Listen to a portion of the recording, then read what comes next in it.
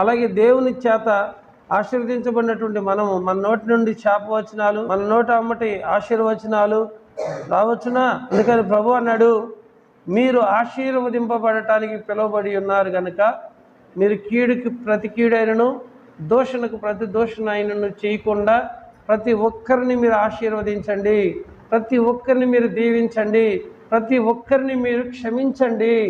క్షమించమనే ప్రభు చెబుతున్నాడు. ఈ చెవితో విని ఆ చెవితో విడిచిపెడుతున్నారు. దేవుని యొక్క ఆశీర్వాదాలు మీకు ఎలా వస్తాయి? కనుక మీరు దేవుని చేత ఆశీర్వదించబడటానికి పిలువబడి ఉన్నారు కనుక మీరు కీడుకు ప్రతి కీడు, దూషణకు ప్రతి దూషణ చేయకోకుండా ప్రతి ఒక్కరిని మీరు దీవించండి, ప్రతి ఒక్కరిని మీరు ఆశీర్వదించండి. ఎందుకంటే పగ తీర్చుట మీ పని కాదు, పగ తీర్చుట నా పని. ప్రతిఫలం ఇచ్చేది నేను. పగ మనం తీర్చుకోకూడదు. శాపనార్థాలు, దూషణ మాటలు ఇతరులు మనం అనకూడదు. ఒకవేళ మనల్ని ఇతరులు అన్నా మీరు అనకూడదు. ఎందుకంటే మీరు దేవుని చేత ఏర్పాటు చేయబడినటువంటి వ్యక్తులు. యేసు ప్రభుతో పాటు మరొక 2 దొంగలకు కూడా సిలువ వేయబడ్డారు. మొదటి దొంగ ప్రభువును దూషిస్తూ నిన్ను నువ్వు కాపాడుకొని మమ్మల్ని కూడా కాపాడవచ్చును కదా అన్నాడు.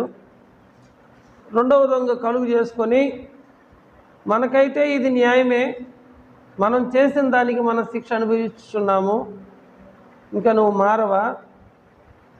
ఈయనలో ఏ పాపం లేదు, ఈయనలో ఏ దోషం లేదు, మనకైతే న్యాయమే, కానీ ఇది ఆయనకు అన్యాయం. ఆయన ఏ తప్పు చేయకుండా, ఏ పాపం చేయకుండా ఆ శిలువ మీద మనతో పాటు చేశారు. ఆయనలో ఏ పాపం లేదని రెండవ దొంగ చెప్పాడు. మీరు గమనించండి, మొదటి దొంగ కూడా నన్ను రక్షించమని కోరుకుంటున్నాడు, రెండవ దొంగ కూడా నన్ను రక్షించమని కోరుకుంటున్నాడు. అయితే మొదటి దొంగ ఏ రక్షణ అడుగుతున్నాడంటే లోకపరమైనటువంటి ఆశీర్వాదాలు. లోకంలో డబ్బు ఇవ్వు, సమస్యలు తొలగించు, లేకపోతే అన్నిట్లో ఆశీర్వాదం దయచేయమని అందరూ అడుగుతారు కదా, లోకంలో ఉన్న వాటిని కోరుకుంటారు కదా. వీళ్ళంతా కూడా మొదటి దొంగ ఏం కోరుకుంటున్నాడు? ఈ లోకంలో బ్రతకడం కోసం కోరుకుంటున్నాడు. రెండో దొంగ ఏం కోరుకుంటున్నాడంటే యేసు నీ రాజ్యం వచ్చినప్పుడు నన్ను మీరు జ్ఞాపకం చేసుకోండి అని పశ్చాత్తాప హృదయంతో దొంగ చెప్పినప్పుడు యేసు ప్రభు వారు అతనితో ఏమన్నాడు తెలుసా? నేడు నీవు నాతో పాటు పరదైసులో ఉందువని నీతో నిశ్చయముగా చెప్పుచున్నానని. చూడండి, మొదటి దొంగ అంతసేపు మాట్లాడినా యేసు ప్రభు వారు నోరు తెరవలేదు, ఆయనకి ఎటువంటి సమాధానం కూడా ఇవ్వలేదు. రెండవ దొంగకు పశ్చాత్తాపం వచ్చింది, మారు మనసు వచ్చింది.